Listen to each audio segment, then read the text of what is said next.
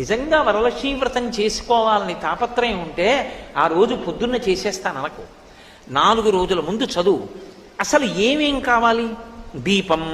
దీపం, ఒత్తులు, ఆవు నెయ్యి లేదా నువ్వుల నూనె రాయి.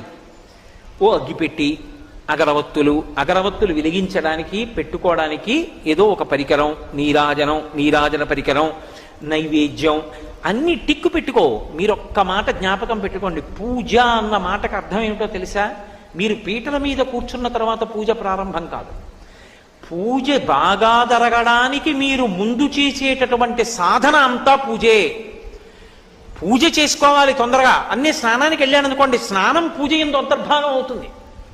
నేను తొందరగా తెమలాలి, అందుకు పేపర్ చదవను అన్నాను అనుకోండి, ఇప్పుడు పేపర్ చదవకపోవడం పూజ ఎందు అంతర్భాగం అవుతుంది. పూజ తర్వాత చేద్దామని పేపర్ చదివాను అనుకోండి, పూజకి భంగం అవుతుంది. అందుకే